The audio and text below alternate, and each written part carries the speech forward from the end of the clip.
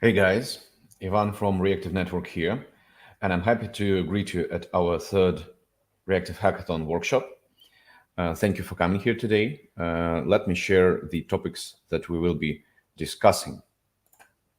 Today we'll be covering a few important tips in no particular order. So that's not like comprehensive storytelling one by one, but several unrelated or somehow related tips. So first of all, we'll discuss the duality of the state of reactive smart contracts, the fact that we have two instances of each reactive smart contract deployed. Second, we're gonna be discussing what is the first argument in the callback and how to use it. Spoiler, it's created for authorization purposes. Then we'll discuss how to pay for the callbacks correctly. And then I'll share some schemes and some code on automated one-step swap, which is a pretty important use case which you can incorporate in your own hackathon code. Also, I believe all of those topics were covered on some of the previous workshops. So in case you've watched everything, you won't really see a lot of new stuff today. However, I believe we have a lot of new audience since we started the hackathon. So I decided that it makes perfect sense to discuss those things today. And also, as always, to give you the opportunity to ask all the questions. So let me take a look at the comments here. Yeah, please write something in the comments if you're watching this workshop.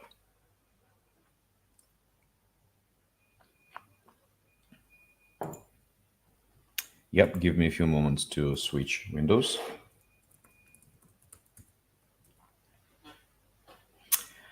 And yeah, so the first thing we'll be discussing today is the duality of the reactive smart contract state. And here is a little scheme to explain that.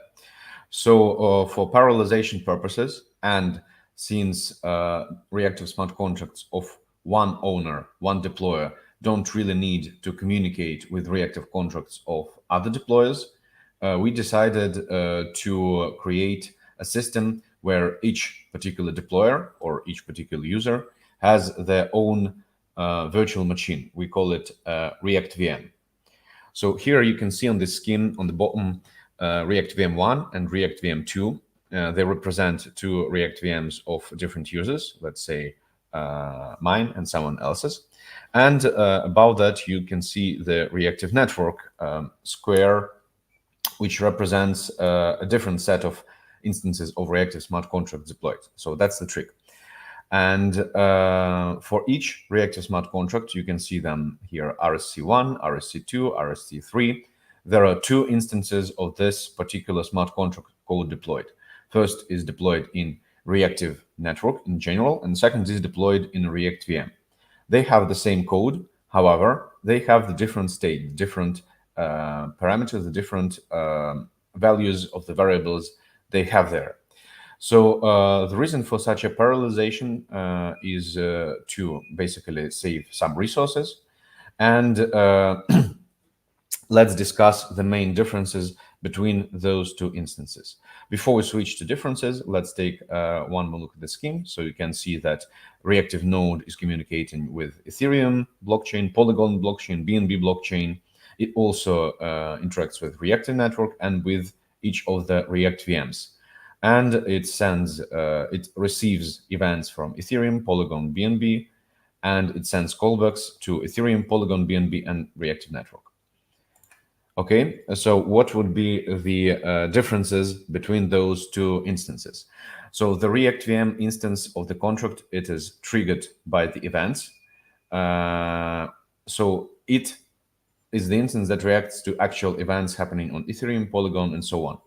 And the one on Reactive Network does not do that. It's not triggered by the events. So whenever an event happens, it only affects the ReactVM instance of the contract.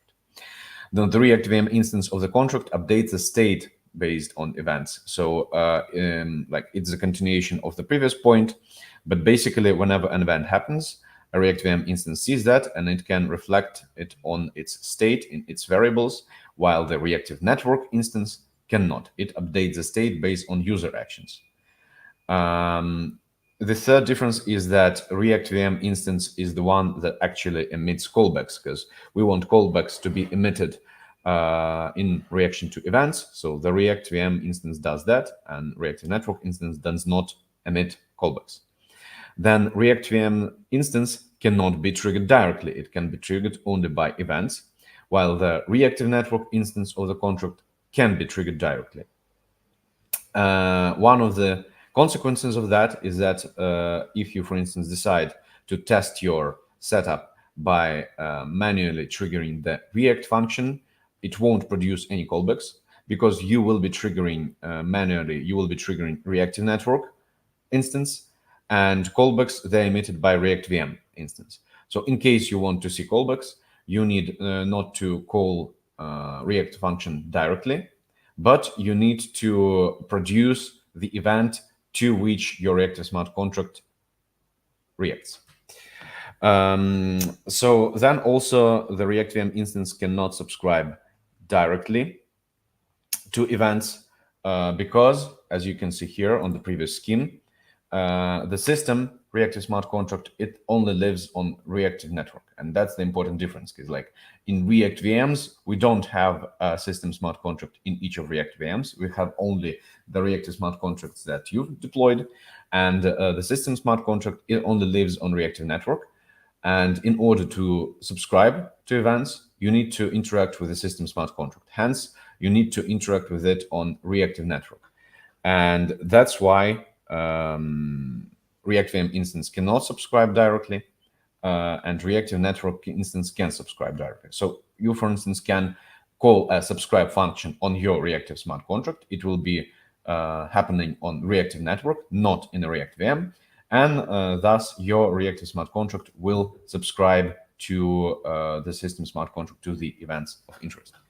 And then obviously you still need to somehow subscribe to events using your ReactVM instance, which reacts to events on the origin chains. So let's say you have a created pair event and you want to subscribe to the pair that was created, which makes sense.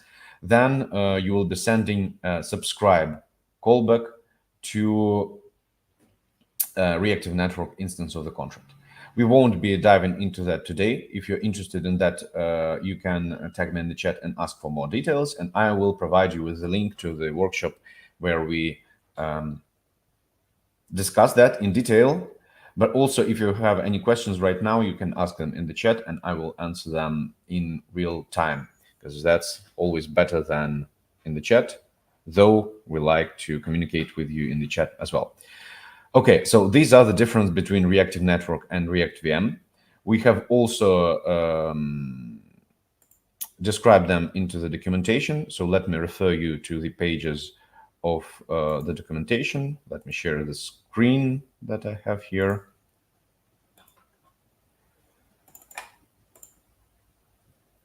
Okay, yeah, so first of all, we have a short summary here. In the we have docs tab and education tab. You can always find a short summary in the docs and the detailed description in education. So you can take a look at this article here for more details, or for more details plus explanations, you can check out this lesson here. And generally, you might want to read this whole course, because we really put in some effort to make it useful. Okay, and I believe that's it for the first point of our discussion today. Let me know if you have any questions. And let's go to the second one, which is what is the first argument in the callback and how to use it. And here I will need to share my screen with some code here, for instance, in the Uniswap stop order. Let me prepare the window and then share it.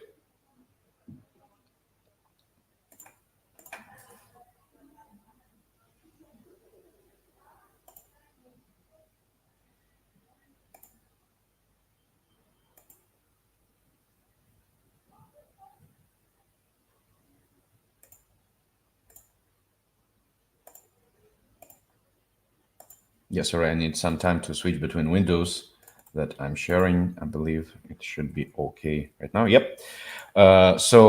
This is our code example from our repository that you can find by all the links below the video and everywhere.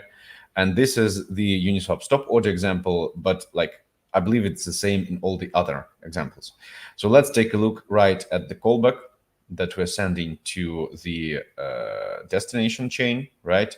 In that case, it's this callback which calls the stop function of the destination smart contract.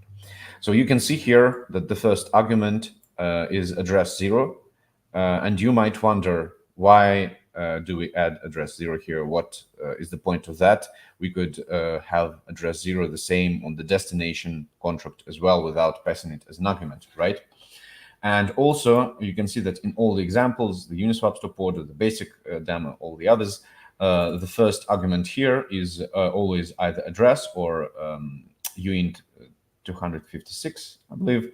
And that's because we are reserving this place, this number of bytes for the address here, because automatically when a callback is sent, Reactive Network passes some other address, not the 0 address, as the first argument. So this might be a bit misleading here in the code, but I believe it's pretty clear in the docs. This address 0 here will be replaced by the address of the ReactVM that we've just discussed. And the address of the ReactVM is the address of you as a deployer. So let's say you deploy your Reactive Smart Contract from address, I don't know, 0x123. Then this address will be here instead of this address 0. And it will be passed here to our callback contract. Let's take a look at this stop function here. You can see that this address here, it's not used, but you can use it, and you can use it for authorization purposes.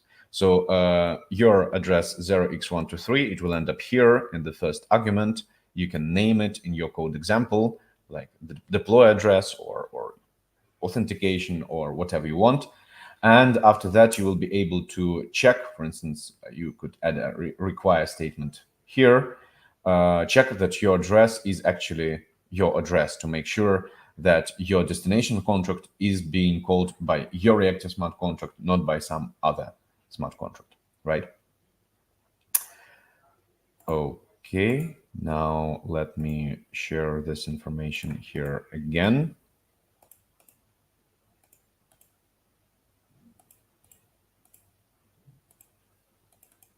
Yeah, I forgot to add this slide here, unfortunately. I believe it's somewhere here. Yep, so for authorization, as I have just said, you can check the first argument in the callback, whether it's your RVM and deploy address. And also you should check the sender address, make sure it's the correct one. And for the sender address, it will be our proxy smart contract. Let me show you it on our docs as well. Yep, so here in the docs, you can see origins and destinations, and you can see the list of callback proxy addresses.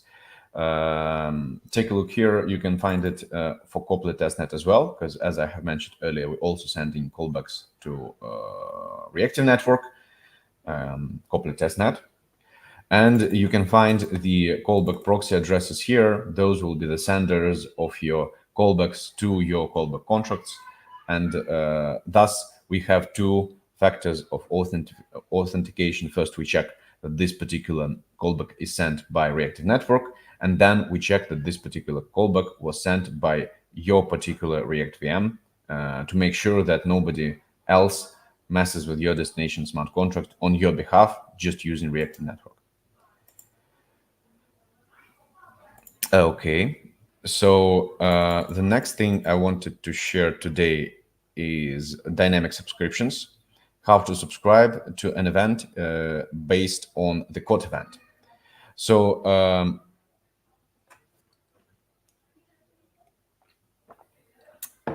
we have some of our Hackathon winners code, and we are preparing it to showcase in our demos repository with like the new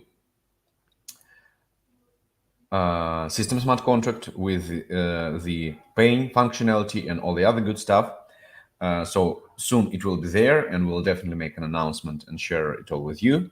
Meanwhile, I will showcase this. Oh, sorry, it's the wrong slide here.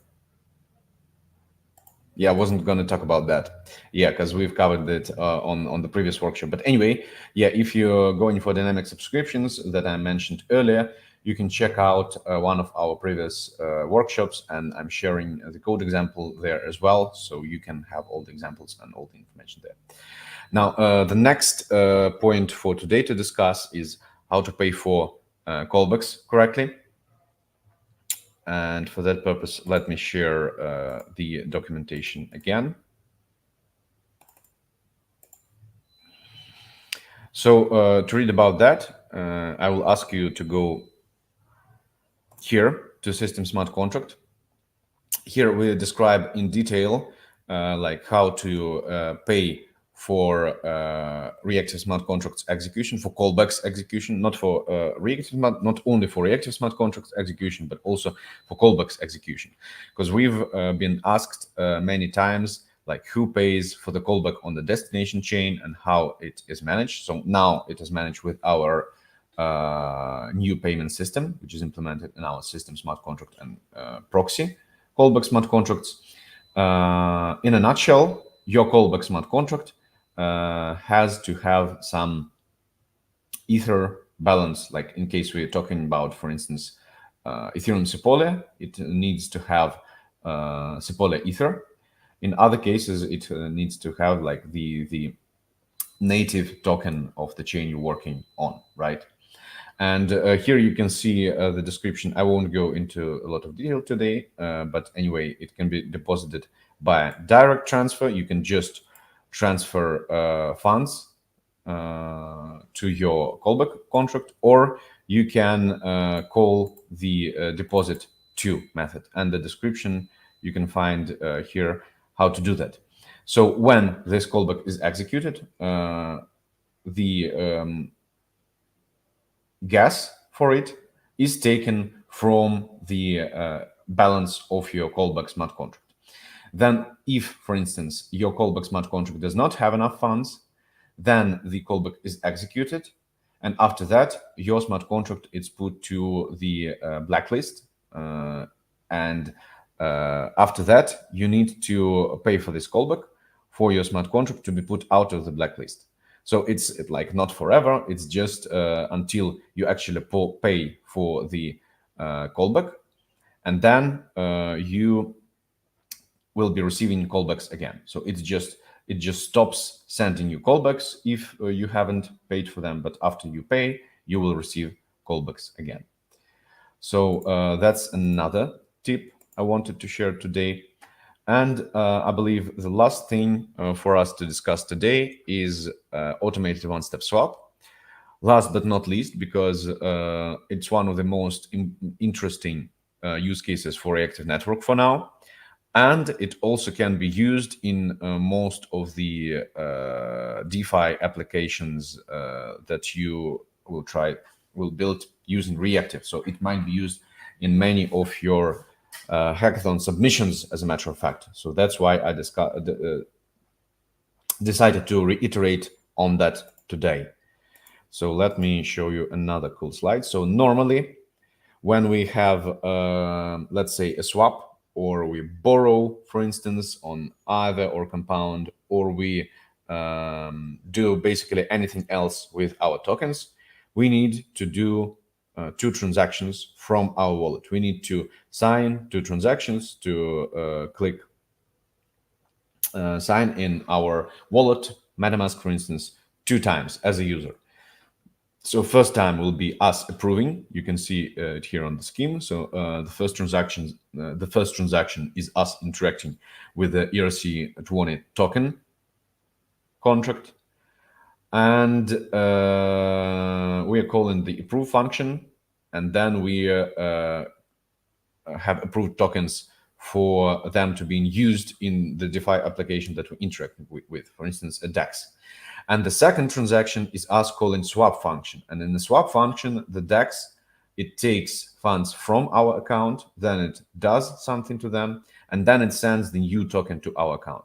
However, it needs for us to have some allowance, some balance approved to be spent by this DEX pool. So that's why we need the first transaction. Hence, we have two transactions, and we need to do two actions, and we need to sign them.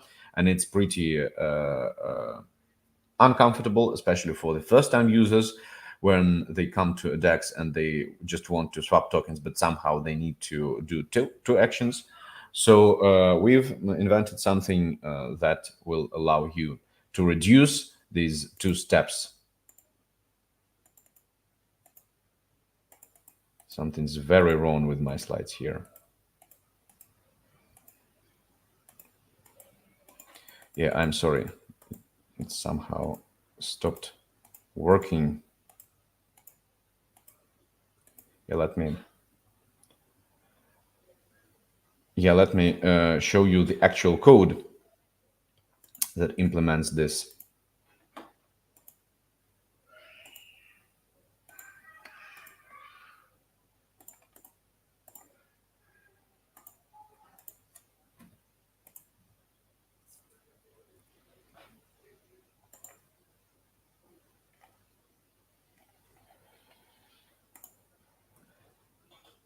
That implements this one-step swap.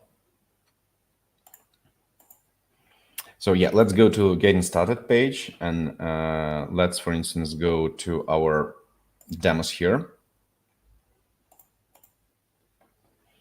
to our repository on GitHub, and we can see reactive bounties here. So soon we'll have this example in our demos, but now we can find it in the winners of our bounty program, and it can be seen right here. So let's take a look at the code.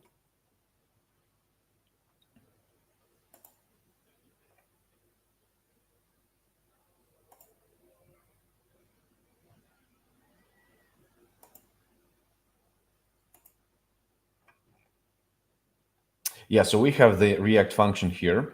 As always, in constructor, we're subscribing to approval events. And after that, in React function, we catch those events, like the React function, it's executed when the event of interest happens. In that case, it's approval.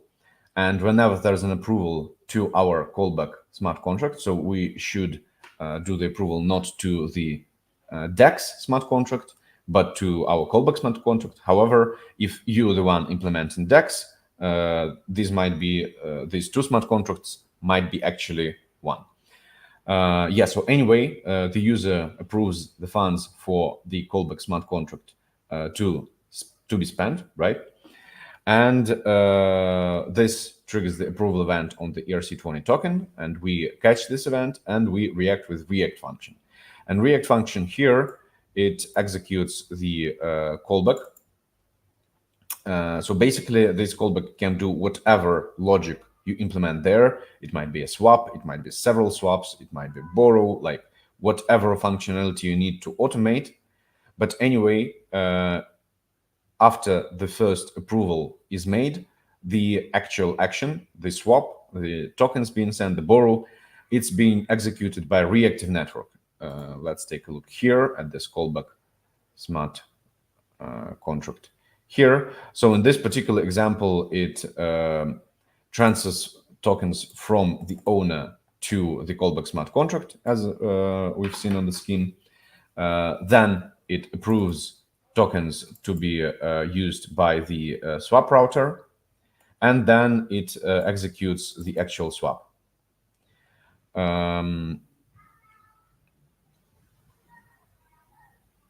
And then the tokens are sent to the user in this very swap, I believe. So that's how it happens. And you can add this functionality to whatever submission you have. So you can just automate this two-step swap, in your case, to a one-step swap. And that's basically a good idea for the pangolin track, to add whatever you will be doing for pangolin track, to add this thing there. Okay, so as I have said, we don't have a big agenda or a strong narrative today. I just wanted to share these several tips with you. Let me check the list to make sure that I've talked about everything I wanted to. Yes, that's the case. So I will stay here for 1 more minute to answer some of your questions, if you have any, and then we'll wrap it up for today. So do you guys have any questions? Please feel free to ask them in the chat.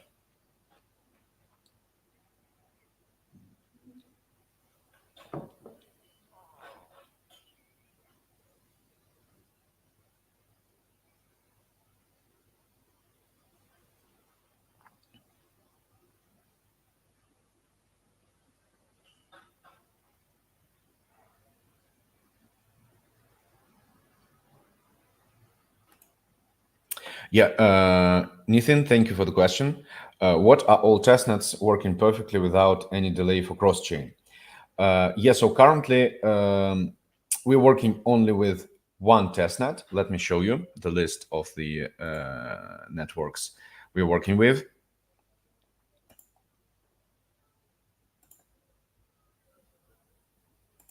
Origins and destinations here in docs. And yep, we're only working with Ethereum Sepole testnet, because other nets that we're working with, Avalanche C-Chain, Arbitrum, and Manta Network, first of all, we are finishing some updates for the destination callbacks to work as expected. But also then they're not testnets, they're mainnets. So answering your question, this is Ethereum Sepole testnet. And in case you want to implement cross-chain, you can either wait a bit until we add one of those, or you can do it the same way we've done it for the